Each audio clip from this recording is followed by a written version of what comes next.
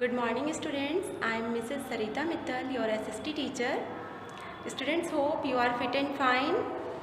It is your first SST period. Today we will start our chapter number 3 in civics, how the state government works. Students, open your books and come to page number 30. बच्चों, हमारे देश के system के according our government works at 3 levels as local, state and national. इस chapter में हम पढ़ेंगे कि कैसे डेमोक्रेसी में गवर्नमेंट स्टेट लेवल पे वर्क करती है।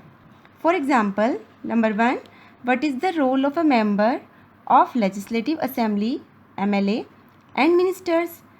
Number 2, how do people express their views और demand action from government. To answer these questions, let us start this chapter. Students, यहाँ पर हम हेल्थ के फील्ड में गवर्नमेंट कैसे काम करती है देखते हैं एक छोटी सी स्टोरी के थ्रू।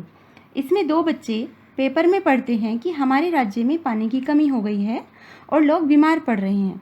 सब कुएं, तालाब, नदियाँ सूख गई हैं। लोग गंदा पानी पीने को मजबूर हैं और शहरों में लोग टैंक मंगाकर काम चला रहे हैं, जबकि गांव में स्थिति बहुत भयंकर है। वहां लोगों को बहुत दूरी से पानी लाना पड़ता है। पातालपुरम एक डिस्ट्रिक्ट का नाम है। वहां के लोगों को 3 दिन में एक बार पानी मिल पा रहा है।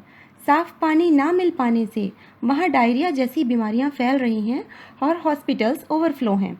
बच्चों, हमें बाहर के कोल्ड ड्रिंक्स, आइसक्रीम्स इत्यादि नहीं खाने चाहिए और अपनी हेल्थ के लिए केयरफुल रहना चाहिए। दोनों बच्चे रास्ते में जाते हुए देखते हैं कि शहर के लोगों ने MLA के घर का घेराव कर रोड ब्लॉक कर दी है, क्योंकि वे लोग शहर की सिचुएशन को कंट्रोल करने के लिए इमीडिएट एक्शन की डिमांड कर रहे थे।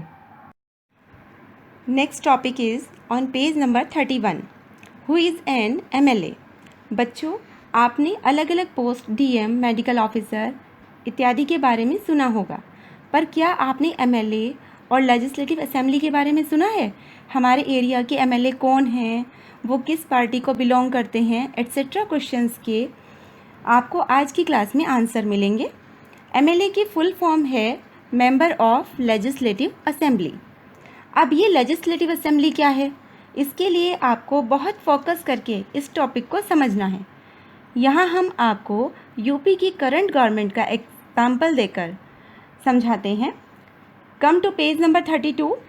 भारत के प्रत्येक राज्य में लेजिस्लेटिव असेंबली हैं। मीन्स स्टेट लेवल पर सुचारू रूप से सरकार चलाने के लिए 2 सदन या हाउसेस बनाए गए हैं।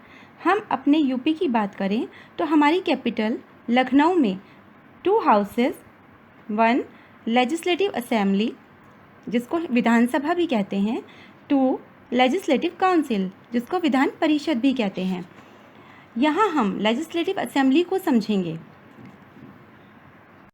हमारे इंडिया में प्रत्येक स्टेट को एरिया के अकॉर्डिंग छोटे छोटे पार्ट्स में डिवाइड किया गया है। हर स्टेट के पार्ट्स अलग हो सकते हैं। बच्चों, आपने देखा होगा जब इलेक्शन होते हैं स्टेट लेवल पर, मीन्स CM बनाने के लिए, तब सारी वोटिंग पूरे स्टेट की एक ही दिन में नहीं होती। वह एरिया के according first round, second, third, fourth इस तरह होती है।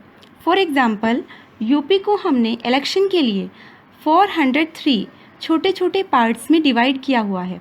इन छोटे छोटे एरियाज़ को कॉन्स्टिट्यूएंसीज़ कहा जाता है। जब इलेक्शन होते हैं, पूरे स्टेट का इलेक्शन एक ही दिन में कराना पॉसिबल नहीं है, क्योंकि हमें फेयर इलेक्शन कराने के लिए फोर्सेस, ऑफिसर्स, EVM एट्सेट्रा की ज़रूरत होती है। इसलिए हम अपने यूपी को 4 या 5 राउंड में अलग अलग डेट को इलेक्शन कराते हैं। अब जो छोटे छोटे पार्ट्स अर्थात कॉन्स्टिट्यूएंसीज़ हैं, वहाँ हर पार्टी अपना एक एक कैंडिडेट खड़ा करती है और हम लोग जो भी 18 ईयर्स या अबव के होते हैं एक पर्टिकुलर डे पर वोटिंग करने जाते हैं और अपनी चॉइस की पार्टी के कैंडिडेट को वोट देते हैं। जब सारे इलेक्शन राउंड पूरे हो जाते हैं, तब फिक्स डेट को काउंटिंग होती है और रिज़ल्ट डिक्लेयर होता है। जिस पार्टी का जो भी कैंडिडेट विन करता है, वह लखनऊ में लेजिस्लेटिव असेंबली का मेंबर बन जाता है। इसलिए उसको MLA member of legislative assembly कहा जाता है। क्योंकि हम आम जनता ने उनको वोट करके अपनी पसंद से चुना है, तो हमारे प्रति उनकी जिम्मेदारी है कि लोगों की जो भी प्रॉब्लम्स हों उनको as soon as possible sort out करें। इसी तरह यहाँ पेज नंबर 32 पर आपको हिमाचल प्रदेश का एग्जाम्पल देकर समझाया गया है। स्टूडेंट्स, अभी और ध्यान से समझिए।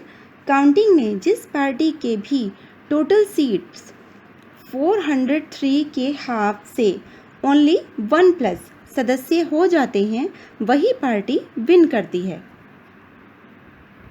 जो पार्टी विन करती है वह अपने लीडर को चीफ मिनिस्टर सेलेक्ट करती है। बाकी एमएलएज में से जो सबसे ज़्यादा कैपेबल होते हैं उन्हें मिनिस्टर्स बना दिया जाता है। फॉर एग्ज़ाम्पल, हमारे एरिया के श्री कपिल देव जी पहले एमएलए बने, फिर उन्हें राज्य मंत्री बना दिया गया। जो पार्टी विन करती है उसे मेजॉरिटी पार्टी मीन्स बहुमत दल, और जो उससे कम वोट वाली पार्टी होती है उसे अपोजिशन मीन्स विपक्ष कहा जाता है। इलेक्शन के बाद उस राज्य के राज्यपाल या governor chief minister and other ministers को अपॉइंट करते हैं और उन्हें शपथ दिलाते हैं। गवर्नर स्टेट के हेड होते हैं और केंद्र सरकार उनको राज्य में अपॉइंट करती है ताकि वे राज्य सरकार से कॉन्स्टिट्यूशन के अकॉर्डिंग वर्क करा सकें।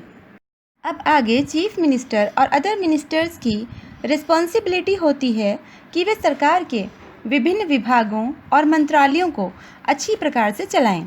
सबके अपने सेपरेट ऑफिस होते हैं। लेजिस्लेटिव असेंबली वह प्लेस है जहां पर सभी एमएलएज, चाहे वह रूलिंग पार्टी के हों या अपोजिशन के, वे उस जगह मिलते हैं और अलग अलग इश्यूज़ पर डिस्कशन करते हैं। किन्हीं एमएलएज पर दोहरी जिम्मेदारी होती है कि वो अपने एरिया के एमएलए भी हैं और मिनिस्टर भी बन गए हैं। नाउ स्टूडेंट्स, पेज नंबर 34-35 पर डिबेट डिस्कस की गई है, जैसे कि डिस्कशन लेजिस्लेटिव असेंबली में होता है। आपने इस तरह की डिस्कशंस टीवी पर बहुत बार देखे होंगे। बच्चों, इस डिबेट को आप होमवर्क में 2 टाइम्स रीड करेंगे और टीवी पर डिबेट और डिस्कशन की रिकॉर्डिंग देखेंगे। Yes students, this is the end of the first part of this chapter. Hope you have understood it properly. Stay safe, stay healthy. Thank you.